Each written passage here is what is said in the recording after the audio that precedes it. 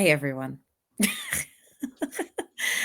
Welcome back to another episode of the BAW show. This week's a bit of a downer. We've been on such a high and now we've had a bit of a reality check, if I'm honest. Hello, Amanda. How are you? Welcome back. Thank you. I'm good, apart from watching the footy on the weekend. Oh, How are you? look, it's been an interesting couple of days, just mentally processing what I watched on the weekend, and I'm very up and down about how I feel about what happened. Like, absolutely not taking anything away from Sydney Swans. They were phenomenal from the first bounce. But the real test for me is how we bounce back this Saturday night. But in saying that, final scores 11-10-76, Sydney Swans defeating Carlton 5-7 37, 39-point win at Henson Park on Sunday afternoon. What can you say? A very 30-degree day, I think it was. It was a swirly wind in front of 5,000 people at Henson Park, which is not too bad. No injuries out of the game for either side. Yeah.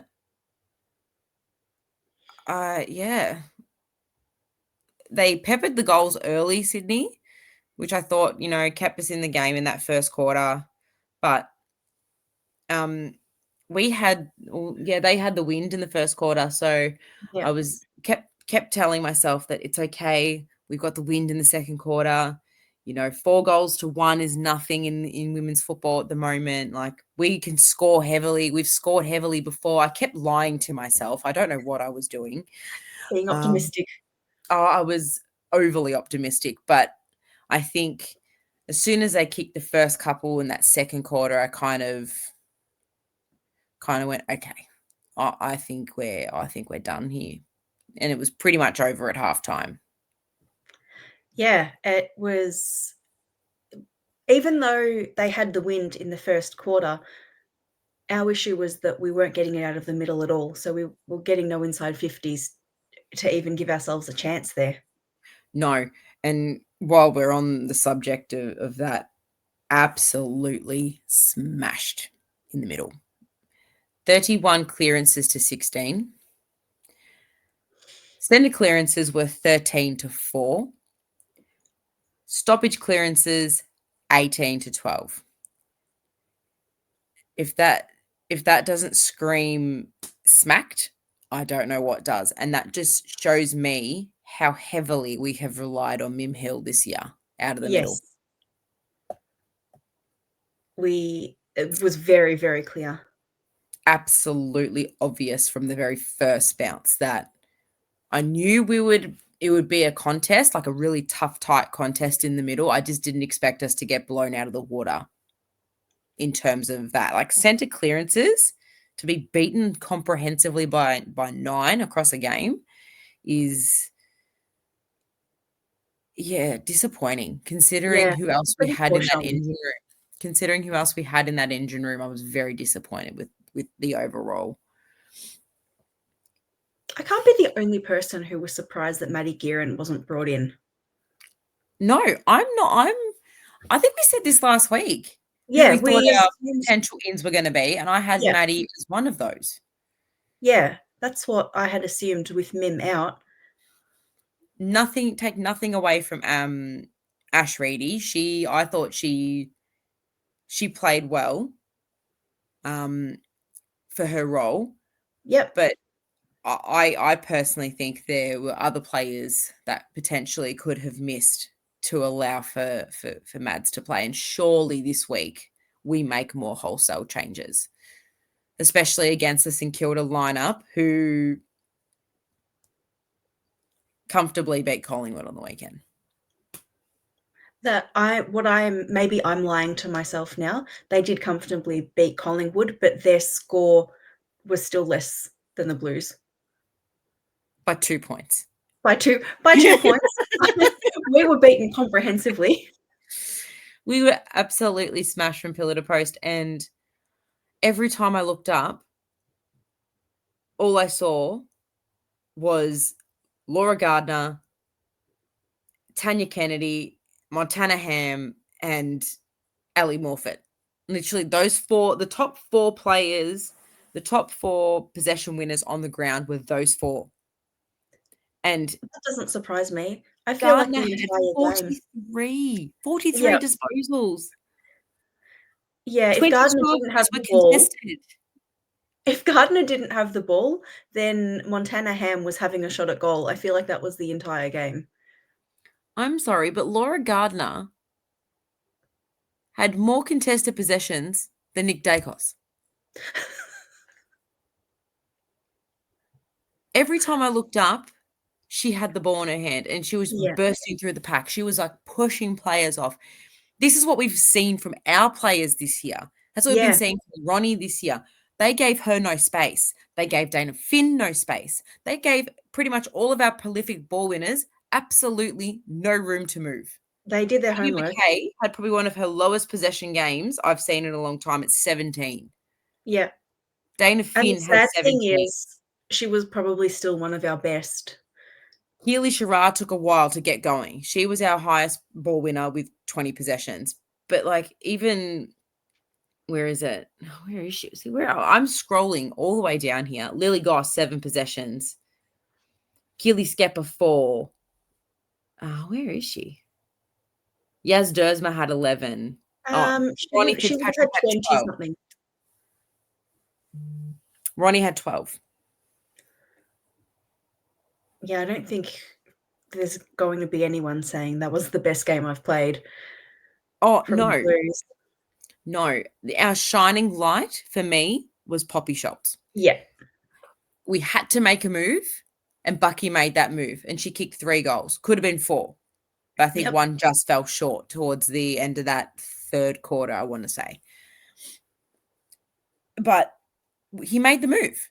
And that's what that's what we want. We want that's him what we to want. make moves. We don't want him to sit on his hands and just let it play out. I thought Soph came up the ground a little bit to try and get her hands on the footy. And I thought, our defense held up as best they possibly could. They Yep, were getting absolutely hammered. Let's have a look. Inside 50s were 45 to 22. So the ball came in 45 different occasions and they only kicked 11 goals 10. So their goal efficiency was at 24%. Ours was at 22. So we had 5 goals from 22 entries. They had 11 goals from 45 entries. Our defense, I thought, even though they let through 11 goals, played as best that they possibly could with the best they could. the Yeah, best they could with what was happening around them. It's just it's hard to find positives in that. And look, I'm sure they would have walked off that ground like Keely Sherrard said it perfectly in her post game interview. Like that's not yep. how they want to play. That's 100% not them. So they'll go to work this week. We have the next 2 games are at home. I have the utmost confidence that we will bounce back because I actually thought we played better against North Melbourne and still got spanked than we did against Sydney on the weekend for the same result. I think we did too. The comparison being in the middle of the ground, they seemed to actually get their hands on the ball more. It's just obviously North being who North are, Yeah. um, we're just more skillful, but it felt a bit like they were just sort of witches' hats. Yeah. You want to know something funny? That particular game against North Melbourne, I've just gone back. Centre clearances were 13 to 4. The Yeah, exact right. same. Okay. But it didn't feel like that. No, I it just didn't think feel. around the ground, our pressure acts against North Melbourne, even though we were spanked by 53 points, were a lot better than what they were this week. Yeah, I'm Sydney. actually surprised by that. The game felt very different to me, or maybe it's because I expected us to play better on the weekend than we did. Oh, I had us winning. We both had us winning. Yeah. Like, we penciled this in because Sydney have been so up and down. Yeah. It was anyone's game. But you could tell from the moment that ball was bounced that Sydney were on. They were switched on. We were chasing tail from the get-go. And it's disappointing, but I'm not hitting the panic button just yet. No, me neither. It's one bad game. We have to It see is. them respond. When you think about it, what are we? We're 6-3, Yep. right? We're one of 4 clubs that are sitting 6-3 at the moment. However, we do have the second worst percentage out of those 4. If St Kilda had kicked a couple of more goals, we'd be sitting 7th right now. Yeah. So we win that game, we sit 4th, a game clear. Melbourne losing has helped us. We could have been sitting 7-2. And I would have said, yeah, lock it away. Yeah. Now I'm nervous.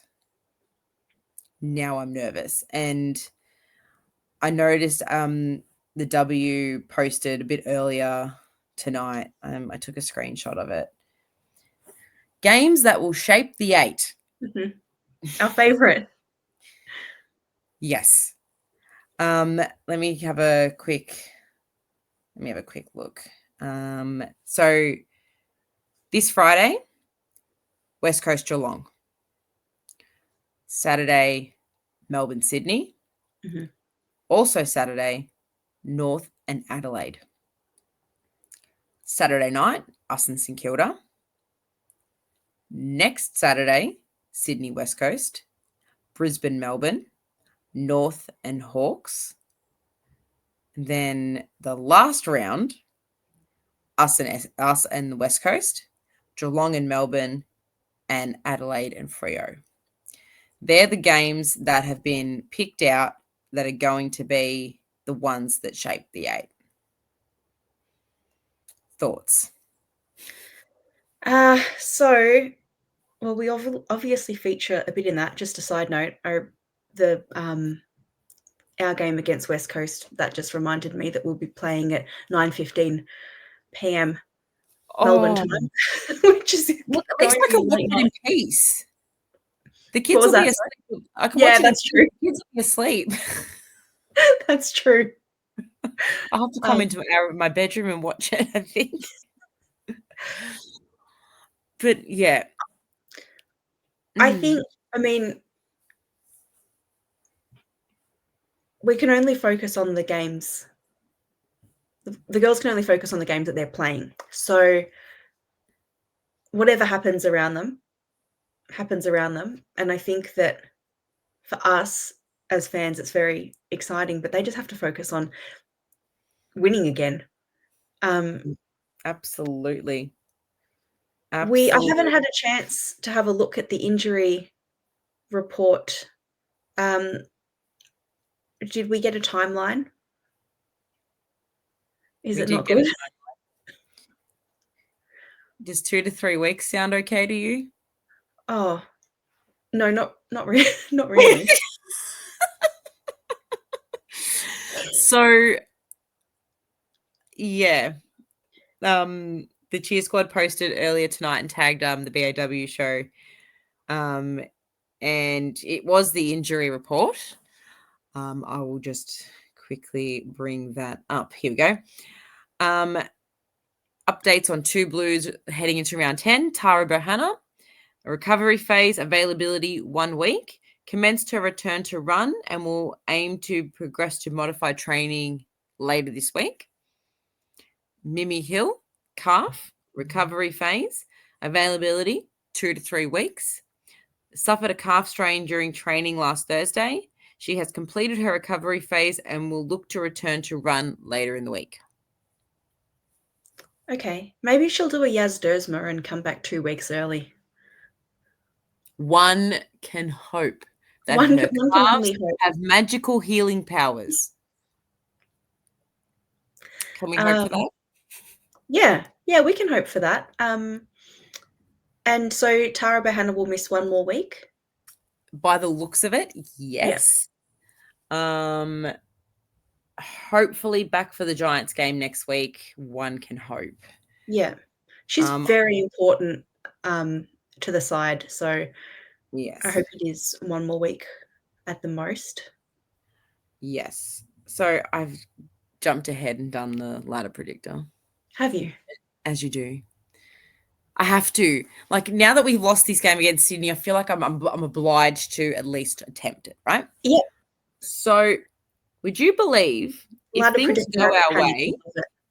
if things go our way, we can still finish fourth? So Yeah. I've picked Hawth. So if we go from this week and we'll go for the Sure. last couple. So Oh, is this a Hawth- realistic proposition or a hopeful proposition? no, realistic. Okay. Hawthorn beat Port Adelaide. West Coast beat Geelong. Yep. Melbourne beats Sydney because the game's here at Casey Fields. Kangaroos take care of business against Adelaide. Fremantle beat the Giants. We beat St Kilda. Brisbane beat Essendon and Collingwood beat Richmond, although that doesn't matter, That that doesn't one. factor in. No. And the Bulldogs beat Gold Coast. That's this week. If we skip ahead, that leaves us fourth at the end of this round. Yep. Next week, Adelaide to beat Port. I've gone Sydney to beat West Coast because that's at Henson Park. Okay. Hawthorn to beat Essendon. Freo to beat Richmond. Brisbane to beat Melbourne because that's at Brighton Homes. Geelong to beat the Bulldogs. Kangaroos to take care of business against St Kilda, and us to beat the Giants. And then Gold Coast and Collingwood Yep. don't make a difference to me. Round 12. North to take care of business against Hawthorn. Us to beat West Coast. Port to beat Giants. Richmond to beat Gold Coast. Sydney to beat Essendon. Melbourne to beat Geelong.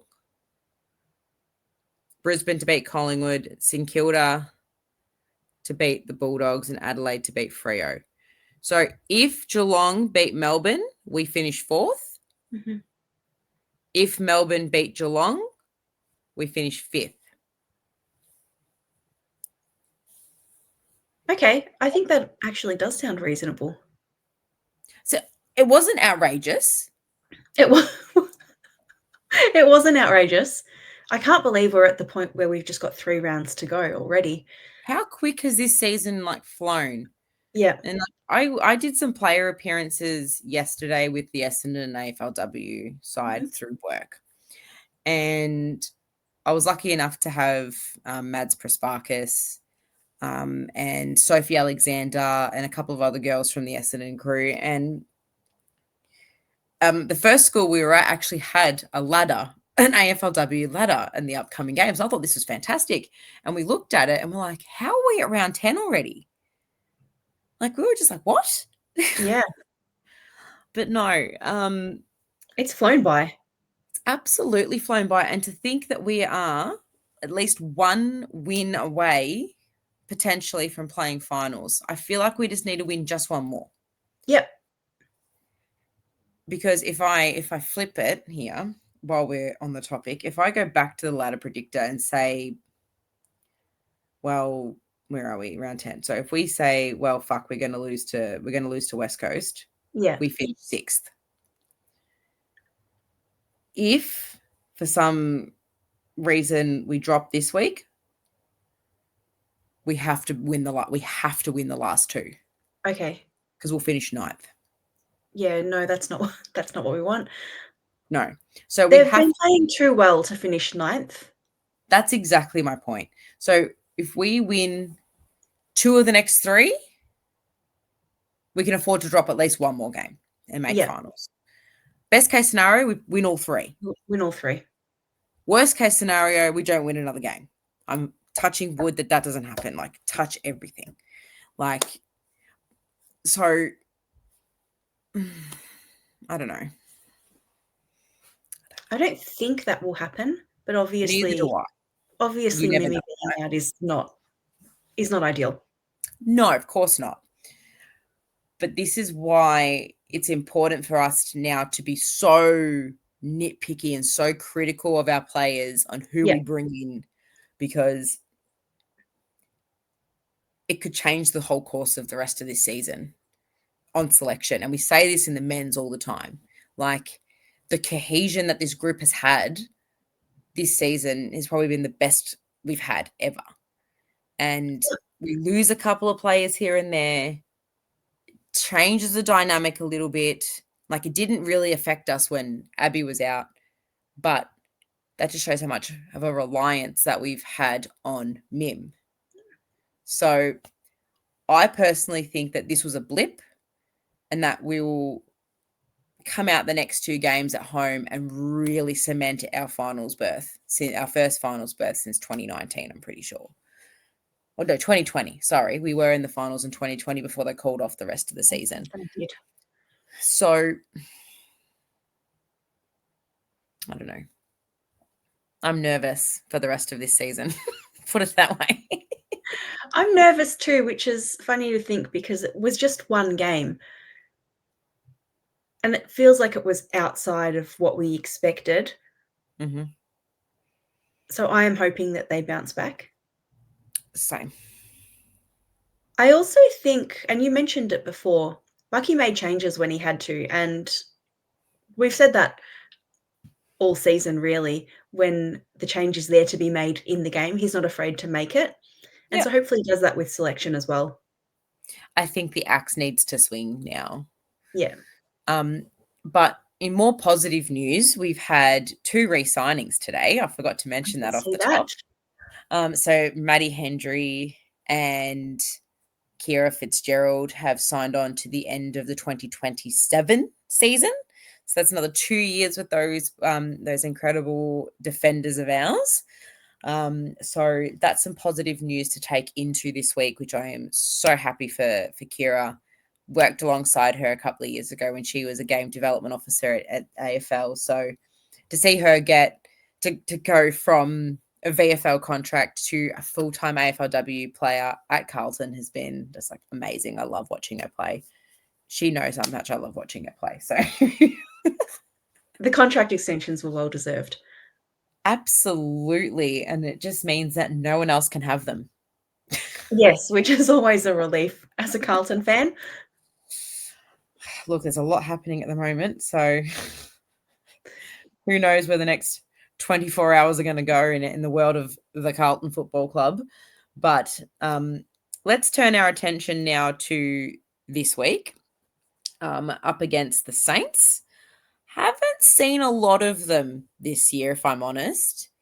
I know that they're currently sitting on the same wins and losses as us, but I haven't actually seen who they've played. If I'm brutally honest, like I haven't really paid much attention to a lot of teams this year because just haven't been able to watch them all. So they took care of Adelaide in round 1, surprise, but smashed by Melbourne, lost by a couple of goals to West Coast. Oh dear, that's not boding well, is it? Hawthorn beat them by 23 points. Mhm. They smashed Essendon, but who wouldn't? Just got over the line against Richmond.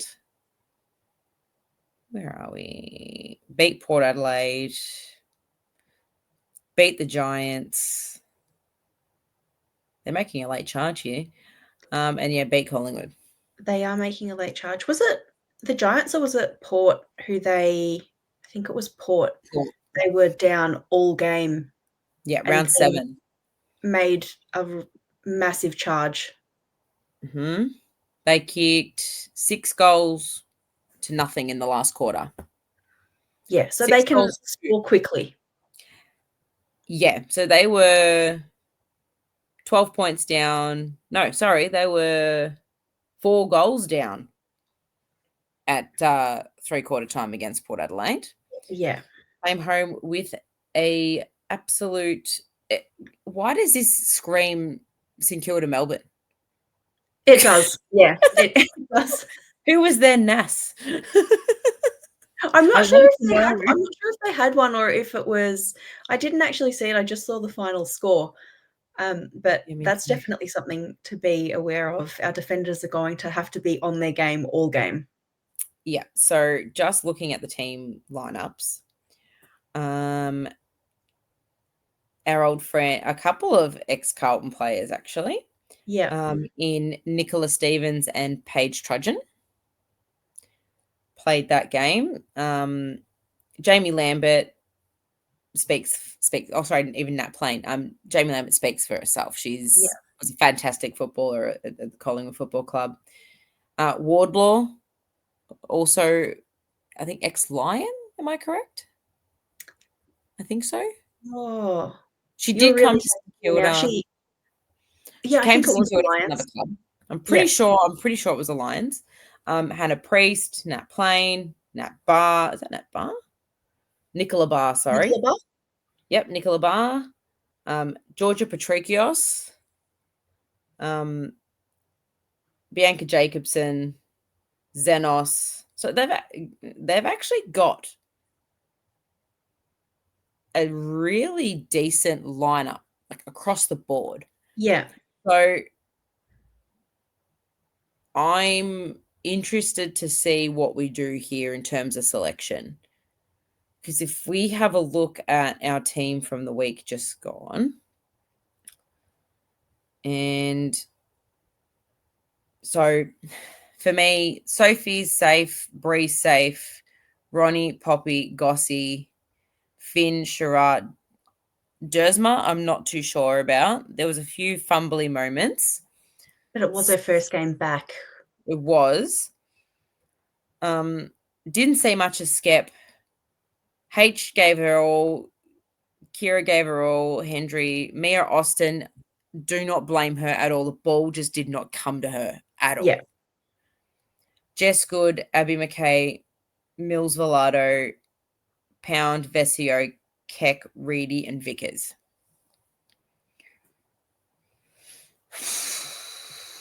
Who do you drop?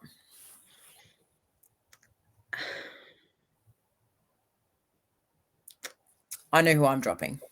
do you know who you're dropping? I do. Are Pretty you much dropping called it from the first quarter. uh,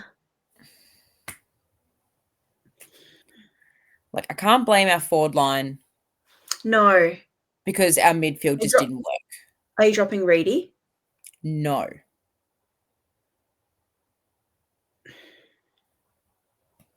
I don't wanna drop Lila Keck. No, I'm not dropping Um, Keki, but this person was on the bench. I just named her. Brick. yeah, I was gonna say Vickers. Yeah. If I was going to drop anybody, it would be Brooke Vickers. Yeah, Um, was probably not her best game. it Fumbly, missed tackles, just couldn't get a clean anything really. Um, I'd say if we were going to drop Reedy, I'd bring in Lulu Field, mhm, and Maddie Guerin for Reedy and Vickers. If we're yeah, going to go, like, Lulu Field's quite young, speedy, give her a crack kind of deal. yeah. Wouldn't bring in Maddie Torpy because you're not dropping Jess Good and you're not dropping No, Bree Harrington. Ray Harrington. No. But for me, I would definitely be bringing in Maddie Guerin for Brooke Vickers. Um, yeah, I wonder we discussed dropping Vickers, I think, a couple of weeks ago as well. We did, and Um, it didn't happen. yeah. I think our discussion was we weren't sure if we actually wanted her dropped or if we would have preferred I think we actually wanted Reedy dropped um, Her, yeah. So over I'm just her, who else but we could potentially bring in? I think you're right. I thought even though probably Lila Keck didn't have a massive impact on the game, when I was Mm. watching the game, I thought that she was really trying. Mm. Um, And once again, like I said last week, I like her energy, so I like having her in the team. Yeah. Would you potentially look at something like a Tani? Like, I haven't seen much of her, but Tani Brown is a forward. I haven't seen much of her either, and it made me wonder if she was injured. Has she even played this year? No, she hasn't. I don't know why we still got Celine Moody when she retired, but I'm just looking at our I thought squad the online. same the same thing during the week. Kiefer O'Connell maybe as a key defender, but I wouldn't be dropping any of the defenders, to be perfectly honest with you. It's No, I don't think. so I don't know who you'd bring in other than another midfielder in Maddie Guerin. Yeah, What does the poor girl have to do to get a gig? I know. Don't know why Lila Keck's listed as a midfielder when she's a forward, but okay. But yeah, look, I love Brick, and she's gone through a lot to come back to make it into the side. But at the moment, I just don't think she's where we need her to be Yeah, in games. And I feel like Maddie brings that grunt, that yes, determination, the experience that we kind of need in a game like this. Like this game is season on the line kind of stuff. So if I was going to make any call, it would be dropping Brooke Vickers for Maddie Guerin if we're going to make just the one change. yeah. It's hard to make any changes outside the midfield, really, because the defenders did everything they could, and the forwards, you can't blame them. The ball never went into them. No, and when it did, Laura Gardner was there to take the ball away. She was, and the wind didn't help. No, you could see on So the coverage, like, just how strong that wind was, yeah, and it was really funny because Alicia Eva actually said that the wind was going the other way, our way, the way we were kicking in the first quarter, and then all of a sudden it did a 360 and went the other way. yeah, So, like, it's tough. It's gonna be a tough gig. I think the weather's actually supposed to be really nice on Saturday night here in Melbourne. I think the day is gonna be, like, 21 degrees, I wanna say, and then by nighttime, no rain predicted.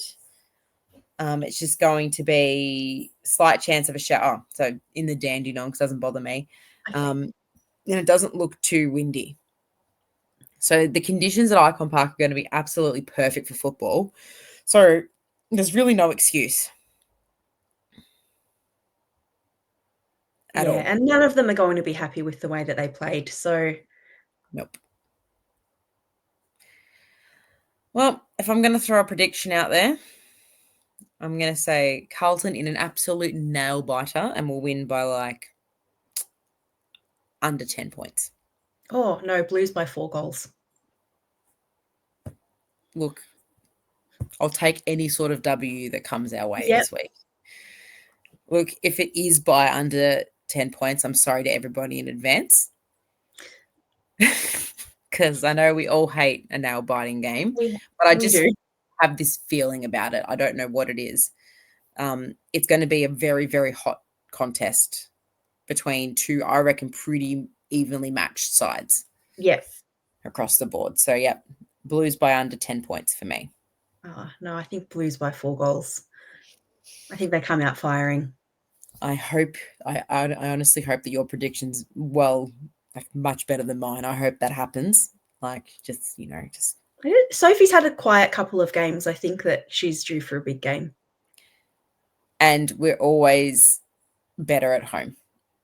So if you've Yes. got nothing to do on Saturday night, 7:15, Icon Park, get there. Like I just said, the weather's going to be beautiful. I'm a maybe at this stage. It depends, but I will try my best to get there. I do miss going to the football, but on that note, let's put an end to our misery and talking about this game and look to Saturday night and hope that we get the W. I think we will. I really hope you're right, Amanda. But thank you once again for joining me this week. It's been an absolute pleasure. I know we didn't get to talk about the umpiring situation because I am sick of talking about it. I made my thoughts very known on the Instagram for the BAW show. So if you missed it, too bad. I'm sure I'll be posting again this week with the inconsistencies that we've been seeing. But on a happy note, up the baggers, and we'll see you guys same time next week. Go Go Blues. Blues.